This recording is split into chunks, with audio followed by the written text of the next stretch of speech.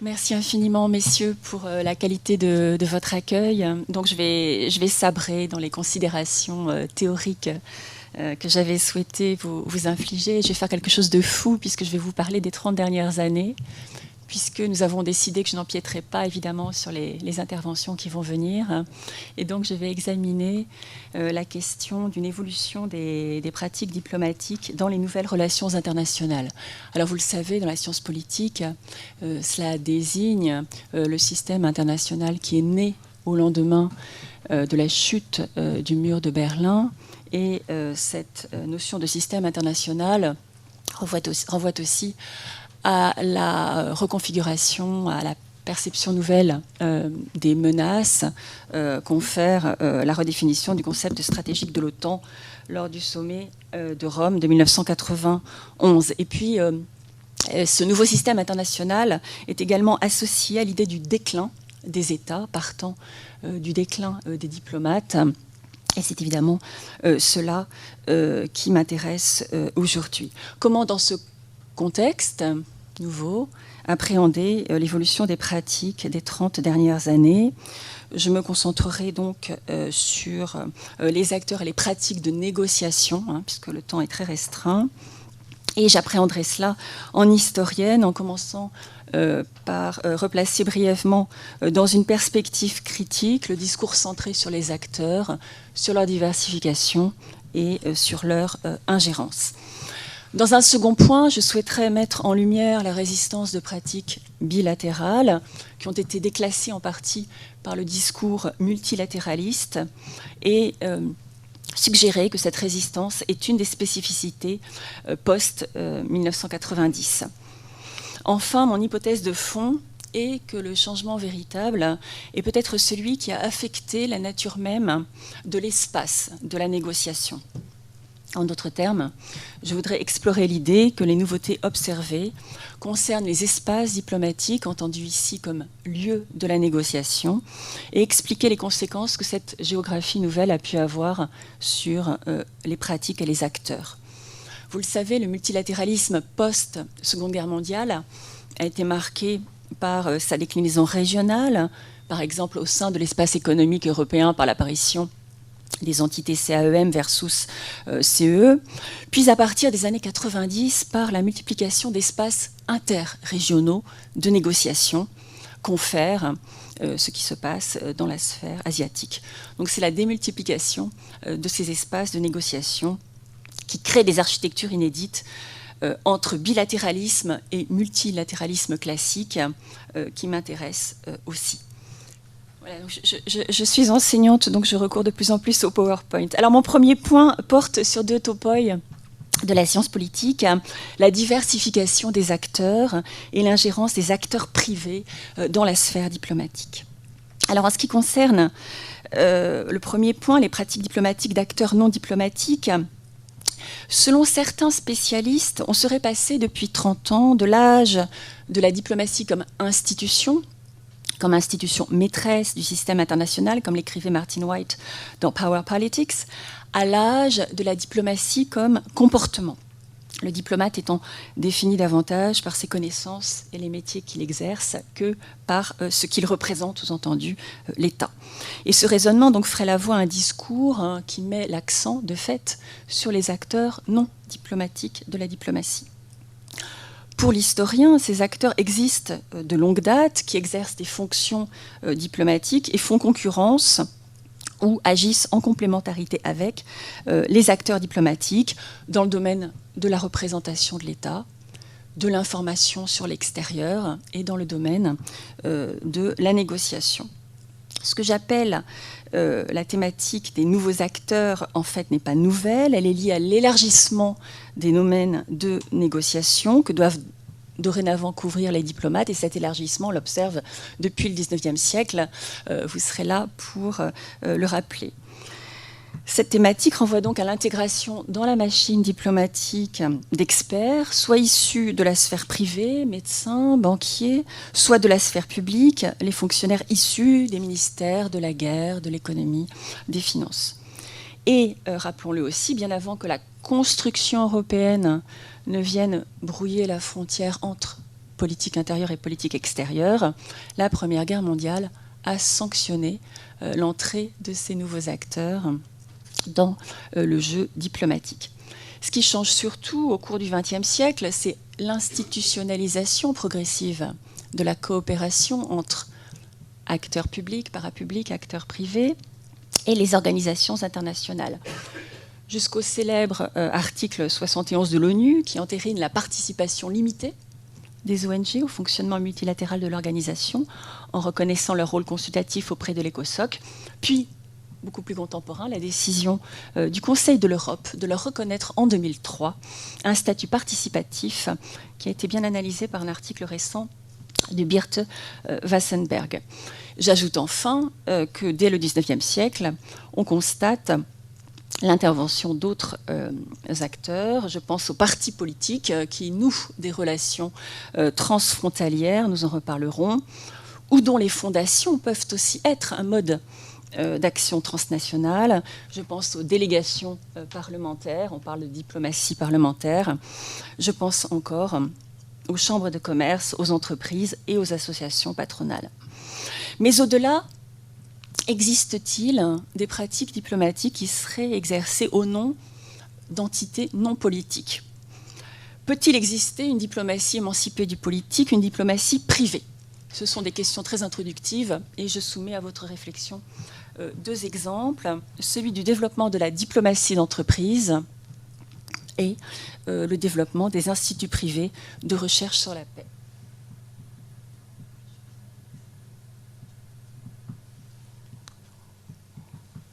Alors la diplomatie d'entreprise, qu'on appelle la corporate diplomatie, je vous ai ici reproduit la page d'accueil numéro 2 de l'entreprise Vivendi. On constate en effet, et ça c'est un phénomène très contemporain, que les entreprises développent des pratiques de négociation et d'influence qui passent par la création en leur sein de structures de communication qui sont dédiées aux affaires internationales ou aux relations institutionnelles. Et très souvent, ces directions sont exercées par des diplomates. L'enjeu principal est de défendre des actifs immatériels, l'image, la marque, la réputation de l'entreprise. Et très clairement, cette pratique est liée à cette phase actuelle de la mondialisation, inaugurée dans les années 80-90, qui a renforcé la pression des ONG et des consommateurs en faveur de la mise en conformité des entreprises avec les nouvelles normes sociales et environnementales. Et donc, vous le voyez, ce site de Vivendi agit véritablement comme un site de diplomatie publique de l'entreprise, puisque vous ne voyez pas, mais le troisième signet porte sur la responsabilité sociétale de l'entreprise et vous voyez également les rapports et performances qui peuvent être téléchargés et qui soulignent ici à quel point parmi les indicateurs de performance de l'entreprise, la relation avec les stakeholders, avec les participants qui interviennent dans les négociations, est tout à fait primordiale. Ce constat posé, disons que le rôle des entreprises dans les relations internationales et dans les négociations n'est pas un phénomène nouveau. Depuis les années, disons, 1880, elles sont de véritables partenaires d'une diplomatie économique étatique. Mais la question qui se pose un siècle plus tard est celle de leur émancipation vis-à-vis des États, vis-à-vis des logiques nationales et vis-à-vis des logiques de territoire, ce qui a conduit certains politologues à parler de l'émergence d'un multilatéralisme privé. Et les débats en cours, par exemple autour du traité transatlantique, portent cette question. Le deuxième exemple que je ne développerai pas est celui des instituts de recherche sur la paix qui interviennent dans la question du règlement des conflits. Ils sont les héritiers des premiers programmes de l'entre-deux-guerres. Ils se sont surtout développés dans le climat de la décolonisation des années 60. Je renvoie à l'inauguration du Center for Research on Conflict Resolution de Bolding ou le Peace Research Institute de Galtung. Certains instituts de recherche sur la paix entrent directement en concurrence avec les diplomates professionnels dans les zones de conflit, font de la médiation, font du peace building. Exercent-ils ou pas des fonctions véritablement diplomatiques? Voilà, donc c'est un autre point que je soumets à votre réflexion. Deuxième point sur lequel je souhaite attirer l'attention, c'est la revivification de pratiques bilatérales qui ont été souvent frappées d'obsolescence. Le XXe siècle, c'est la diplomatie multilatérale, enseigne-t-on à nos étudiants. Soit. Sauf que, si l'on observe ce qui se passe depuis une trentaine d'années, il semble que l'on ait décrété un peu trop rapidement la victoire des politiques de soft power sur la scène internationale. Et on constate surtout une convergence nouvelle, je dirais, des pratiques des pays occidentaux et des pays émergents vers un réengagement dans des pratiques bilatérales qui contribuent à asseoir l'identité de la nation en pleine globalisation sur la scène internationale et qui passent par la mobilisation de pratiques nouvelles. Premier exemple, ces diplomaties économiques au service de l'image de marque de la nation. Depuis les années 90, on constate le grand réengagement des États occidentaux aux côtés de leurs entreprises. Je renvoie à la présidence Clinton dès le début des années 90. Je renvoie au lien affermi par le gouvernement de Tony Blair avec les multinationales travaillant en Afrique. Je renvoie encore de manière beaucoup plus récente au ministre français, Laurent Fabius, qui, dès 2012, fait de la diplomatie économique une priorité pour la France, ou encore aux déclarations du ministre canadien du commerce international, Head Fast.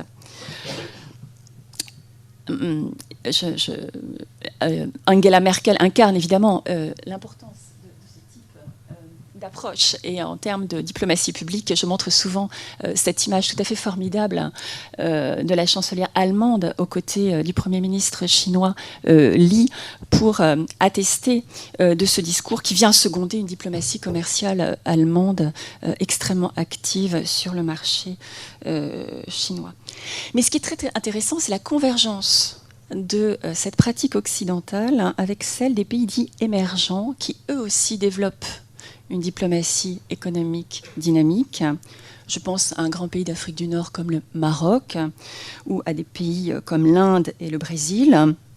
Le Maroc qui a conçu une stratégie d'internationalisation des entreprises tirée par son système bancaire dans le cadre de l'affirmation d'une ambition nationale très structurée et une stratégie qui est articulée avec une diplomatie publique, et c'est ça qui est tout à fait intéressant, je pense relativement neuf du Maroc, qui est fondée sur la marque religieuse et sur le fait que ce pays incarne un islam modéré et compatible avec la démocratie.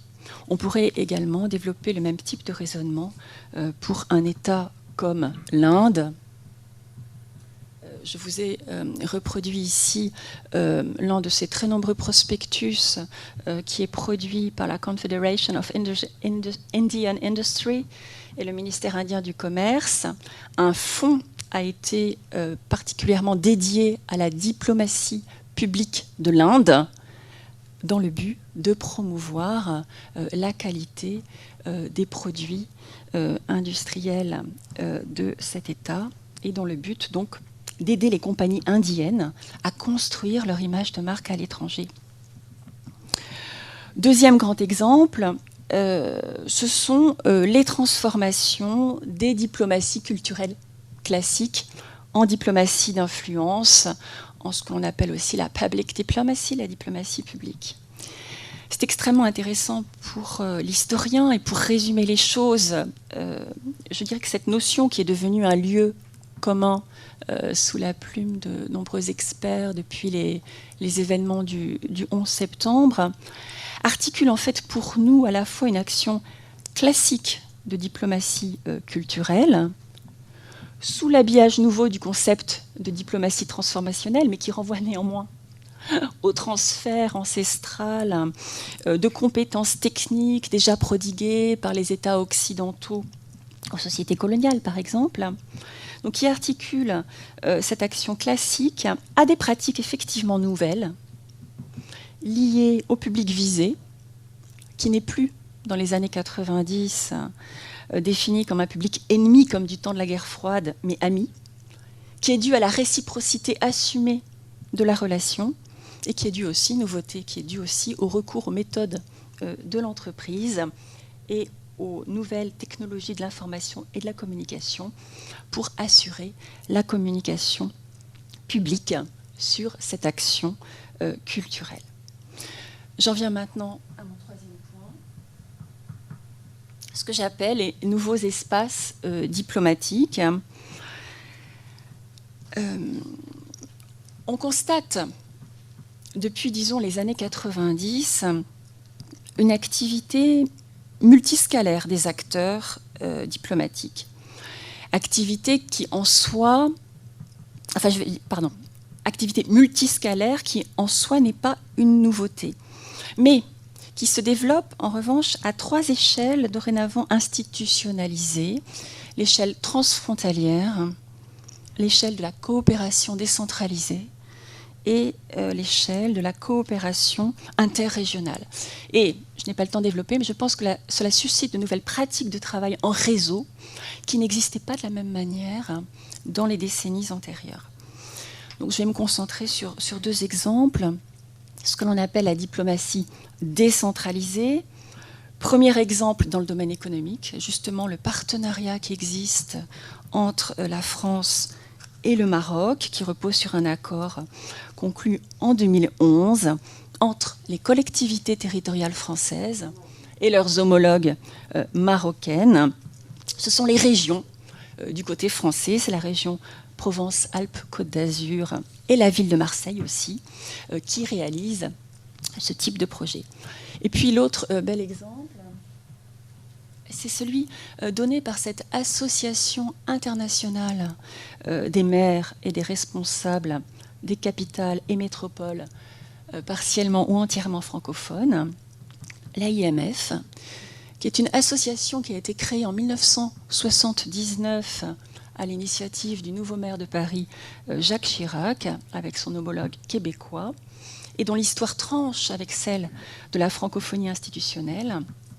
Ce qui est très intéressant pour nous, c'est que l'AIMF est une ONG et non une collectivité territoriale, mais une ONG qui mène une politique de coopération multilatérale entre les différentes collectivités locales francophones. Et donc son activité relève bien de l'action internationale des collectivités territoriales.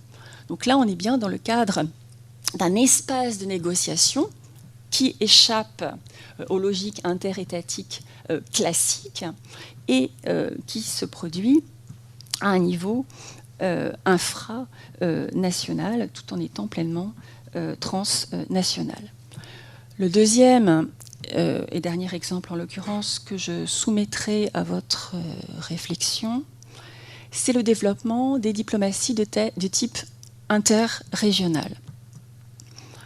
À une échelle systémique, les années 90 ont correspondu à l'essor de relations institutionnalisées entre des groupes d'États de régions différentes et coordonnées à des degrés variables. Ce sont des dialogues intercontinentaux, essentiellement, qui concernent d'ailleurs toutes les régions du monde, y compris dans le cadre du développement de relations sud-sud.